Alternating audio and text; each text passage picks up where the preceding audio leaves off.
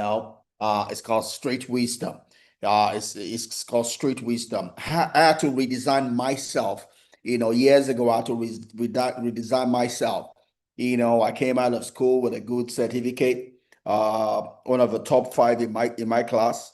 You know, but yet I couldn't get a job for 2 years after my NYC.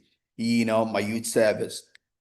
When I say the person was getting jobs left, right, and center, and were people that could pay my salary, but I couldn't get a job even though I came out with a good certificate, supposedly intelligent.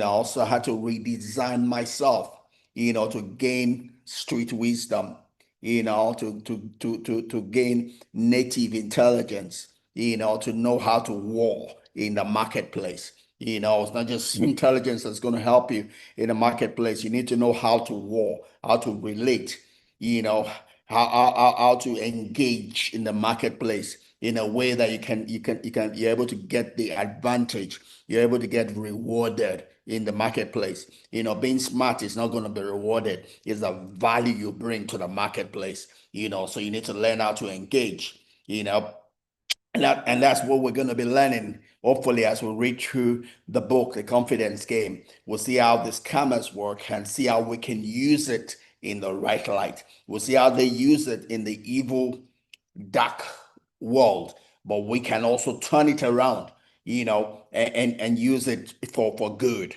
for profiting. Maya Angelou once said that everything works in reverse. Every principle works in reverse.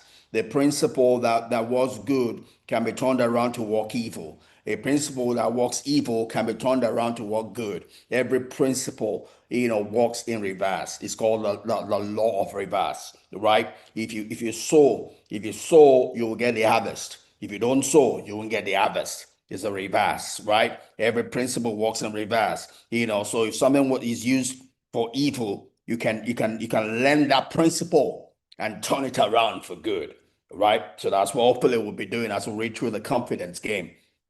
But back to the book we're on right now is the Goldmine effect. That's what we're doing right now. We're in the eighth chapter. This is going to be our fourth time reading into the eighth chapter, trying to get through it. We'll see how far we'll go today. But like I say again, we're not in a hurry. We're going to take our time, absorb everything we can absorb from it, and we'll get it done, and we'll go do a summary of the whole book. Right. So, like I typically would do, I'm going to bring up my slide here, and we're going to have a structured time together on this. So we're going to jump straight into this next slide after the one we ended last week in a bid to try and move us forward. So the title of the chapter 8 is Who Wants It Most? We're saying that there has to be some driver that to high performance, right? High performance does not just come by wishing it.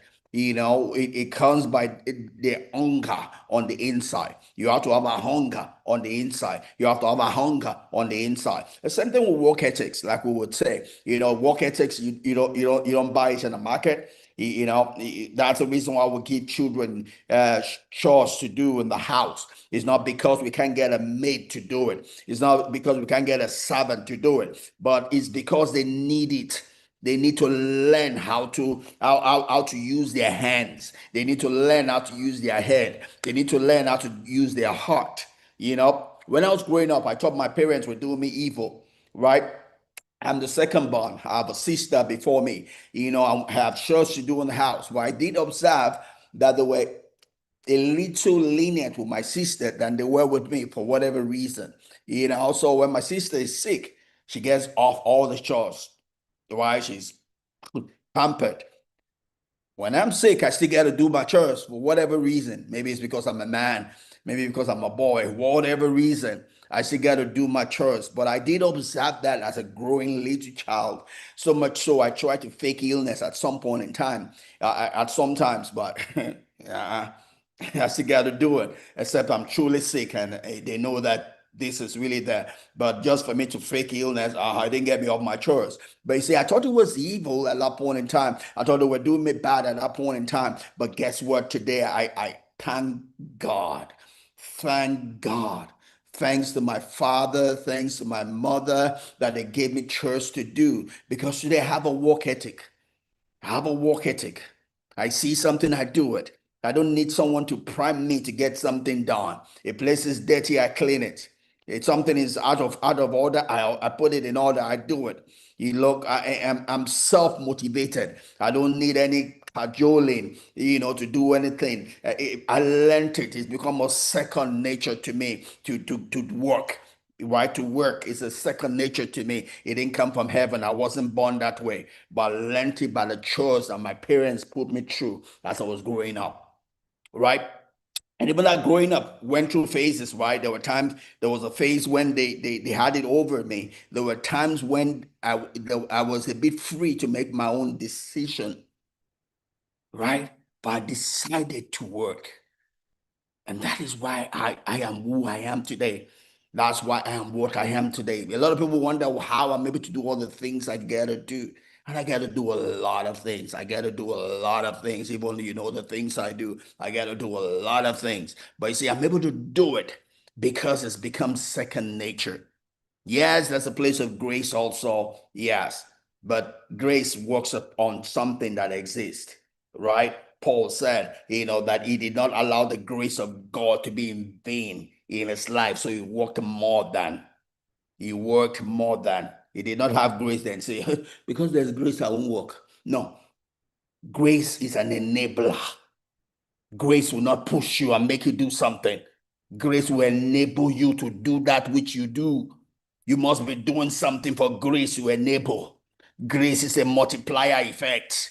You right? Grace will accentuate that which you have. If you want to have a zero, grace times zero is still zero. You got to have something for the grace of God to work on or to work with, to accentuate and make better. Right? So you need that. So I make those the decisions to work, and it's become second nature. Yes, grace now comes and even increases, amplifies what I gotta do. Right? Thanks for stopping by, Billini's son. Thank you. Thank you for coming along. It helped. It helped to do that. Right? So for you to perform at a high level, you must be self-motivated, you must be intentional, you must be proactive, and you can't do any of this except you are seeing something. You gotta have a goal, you have to have a reason for doing it.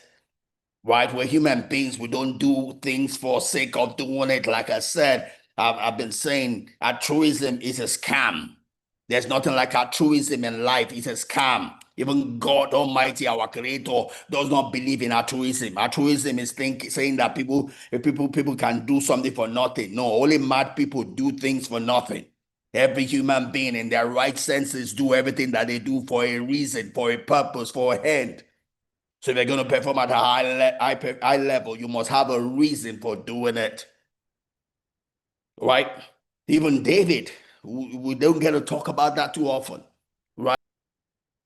All right, so we don't get to talk about that too often, but David did not fight Goliath for nothing. David asked the question, right? David asked the question, what will be given to the person that kills this man? What is will be given to the person that fights this man? And they say, the king will you marry the daughter of the king and all of that. David fought Goliath because of that. He didn't fight Goliath for no reason. Yes, God had trained him, God had prepared him for such an occasion as that. But that is God. God was doing that. That was God. But for David in his human flesh, he did it for a reason. The reason was what Saul was going to give to the person that conquers Goliath. So don't let anybody deceive you about doing something for nothing. That's how people perform below par. If you're going to perform at your best, you're going to put your best into something, you must have a reason for doing it.